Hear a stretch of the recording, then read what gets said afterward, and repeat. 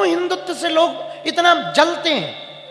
हम कोई भी बात बोल दें तो तुरंत कहते बाबा तो पाखंड कर रहा, बाबा अंधविश्वास फैला। हमारा दरबार लगाना अंधविश्वास है, चादर चढ़ाना विश्वास है। देखो तो तुम गजब, कैंडल जलाना विश्वास है। अभी हम जब पहले दिन आए तो एक बेचारे, जहां हम उतरे एयरपोर्ट पर, तो वहां पर स्टेट हैंगर पर उतरे तो एक बहुत सज्जन भाव के पुलिस प्रशासन में वो पद पर हैं, उनके अंदर भाव जगा कि बागेश्वर वाले महाराज जी आए। उसने टोपी उतारी, टोपी उतारकर प्रणाम किया। कई लोगों ने नेशनल चैनल में उसको डाला, कई लोगों ने कहा अरे देख लो, अरे भाई वर्दी के अंदर भी तो इंसान है, उसकी भी तो आस्था है। कोई अपने बाप को, अपनी मां को, अपने गुरु को प्रणाम करे और तुम कहो कि ये नहीं होना चाहिए, ठटरी के बरे तो तेरे कक्का को प्रणाम करे। उसकी भी तो आस्था है, उसकी भी तो कोई श्रद्धा है, उसका भी तो कोई समर्पण है। वर्दी के अंदर है तो क्या हुआ, वो भी तो इंसान है। और सबसे ज्यादा कठिन नौकरी है पुलिस वालों की। इसीलिए नहीं कि हम उनके पक्ष में बोल रहे हैं, तुम ये मत समझ लेना। ना ना ना, सच में सबसे कठिन है। लुगाई किसी की लापता हो जाए, टेंशन पुलिस को। आओ आओ आओ, बल्कि उसे शादी का कार्ड तक नहीं मिला होगा। जिसकी घरवाली गई है, शादी वादी से लेना देना, पर टेंशन पुलिस को। बच्चे किसी के गुम जाएं, टेंशन पुलिस को। त्योहार तुम्हारा ठीक मने, इसलिए वो अपना त्योहार मनाने घर नहीं जाते। हमारे छत्तीसगढ़ के बस्तर क्षेत्र में कई मिशनरियों के लोग भोले भाले हिंदुओं को लालच देकर ढोंग रचाकर विचारे हिंदुओं का धर्मांतरण करवा रहे। अभी वो तो भला हो हिंदुओं का, भला हो कांकेर वालों का।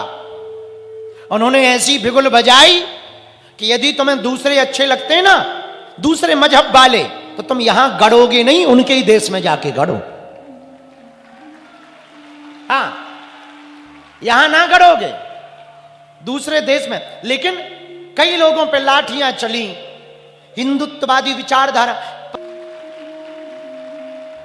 तुम्हारा नेता चुनाव जीते, इसलिए वो अपने दिल को हार कर तुम्हारे नेता की रैली में ड्यूटी करने आ जाते हैं। तुम्हारी रैली ठीक हो जाए, तुम्हारा कथा अध्याय ठीक हो जाए, तुम्हारा सत्संग ठीक हो जाए, इसलिए वो अपना घर का सत्संग छोड़कर तुम्हारे सत्संग में आ जाते।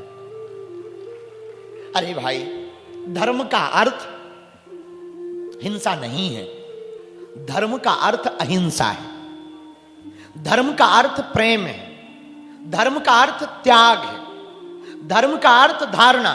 जान लेना धर्म नहीं है, कथा सुन लेना धर्म नहीं है। और हम भारत के हिंदुओं से प्रार्थना करेंगे, एक बात ध्यान रखना, तुम घंटी बजाना या तिलक लगाना धर्म नहीं है, और केवल राधे राधे कहने से धर्म नहीं बचेगा। अब हिंदुओं को माला और भाला दोनों लेकर के चलना पड़ेगा। यदि अधर्म के खिलाफ आवाज नहीं उठाओगे, धर्म के लिए बोलने वालों के मुंह चुप नहीं करवाओगे, तो आज ये तुम्हारे संतों पे बोल रहे, कल तुम्हारे ऊपर बोलेंगे, कल तुम्हारे पिता पे बोलेंगे। आज ये कह रहे संतों को मत मानो, आज ये कह रहे ग्रंथों को मत मानो, आज ये कह रहे पूजा को मत मानो, आज ये कह रहे हिंदू हिंदू में मत पढ़ो। हम 90% से 80% हो गए और ऊ वाले 6% से 22 हो गए। उनसे दिक्कत नहीं है, पर सनातन से दिक्कत। बोले बागेश्वर बाबा दरबार तो अंधविश्वास। अरे ठटरी के बरे चादर भी तो चढ़ती है, कभी उस पे बोल। कैंडल भी तो जलाई जाती है, कभी उस पे बोल।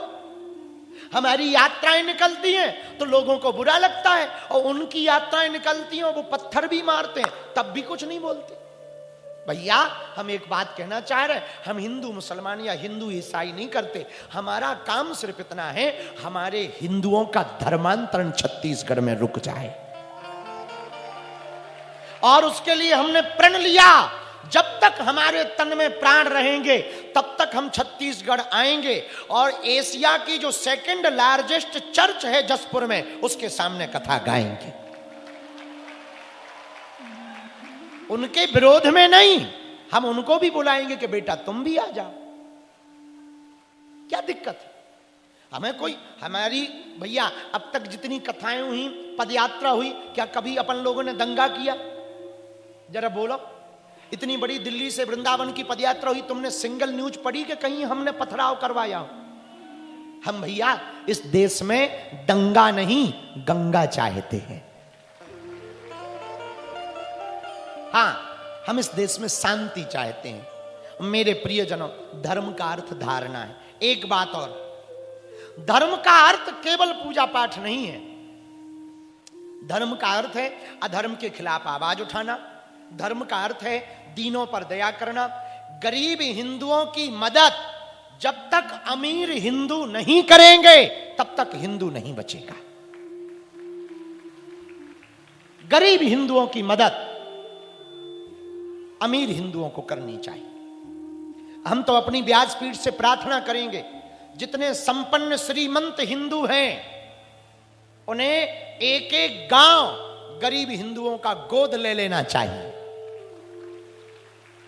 उस गांव में शिक्षा, स्वास्थ्य और सड़क तीनों बढ़िया रखनी चाहिए, ताकि हिंदू आगे बढ़े, हिंदुओं में एकता हो और हिंदुओं को लालच के बस धर्मांतरण ना करना पड़े। धर्म क्या है? वेद के, बुरा ना मानना, कुछ लोग वेद को नहीं मानते, और पता है तुम्हें, जो वेद को नहीं मानते ना, उनके बेटे बाद में जावेद बनते हैं। हाँ, जो वेद को हिंदू ना मानेगा ना, आज कान खोल के हमारी बात सुनो, जो हिंदू वेद को नहीं मानेगा, 2 पीढ़ी बाद उनके बच्चे जावेद और नावेद बनेंगे। मत मानो वेद को, तुम्हारी ठटरी।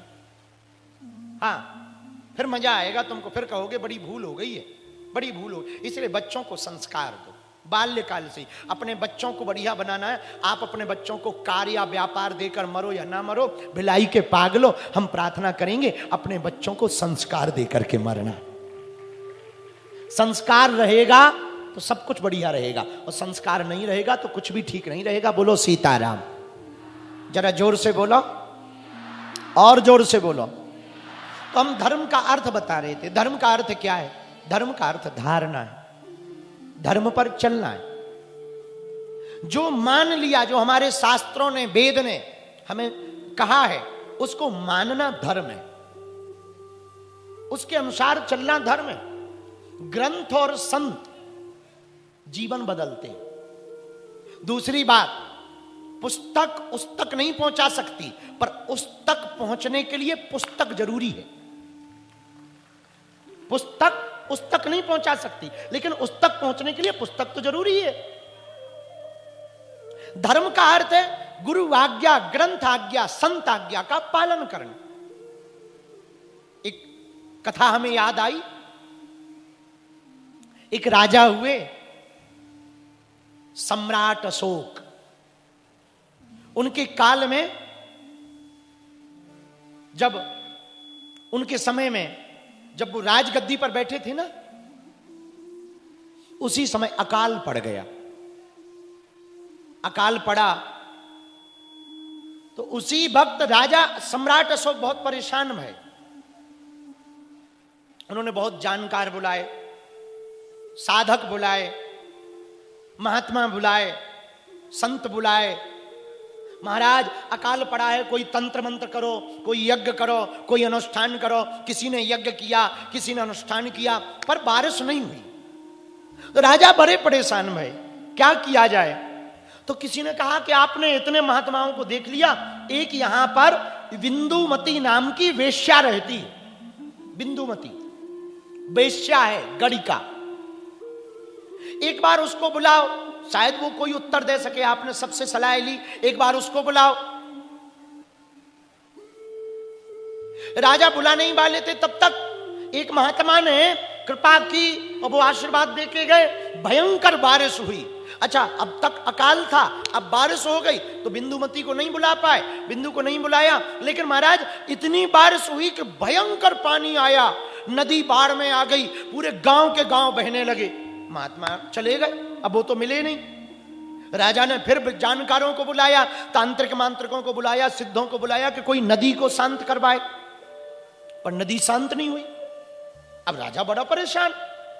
तो राजा को ध्यान तो था कि किसी ने बिंदुमती से मिलने की सलाह दी थी कि वो कोई उपाय बता सकती है। तो उस गड़िका वेश्या को अशोक सम्राट ने बुलाया। वो आई, महाराज आज्ञा करो। बोले हमने सुना कि तुम्हारे पास कुछ कुछ समाधान होते हैं, तो यदि तुम्हारे पास कोई उपाय हो तो ये जो नदी बाढ़ में आई ना, इसको क्या तुम शांत करा सकती हो? पता है वो क्या बोली? हाँ महाराज, करा देंगे। राजा बड़ा चौंक गया कि बड़े बड़े महात्मा हार गए, ये तो ऐसे कह रही है जैसे बटन दबाना। राजा भी साथ चला। वो नदी के किनारे गई जहां से नदी का पानी बह रहा था। उसने हाथ जोड़े और 5 मिनट तक मौन रही और पता नहीं क्या प्रार्थना की। धीरे धीरे नदी का पानी कम होता गया और देखते ही देखते शाम तक नदी शांत हो गई, अपनी धारा में बहने लगी।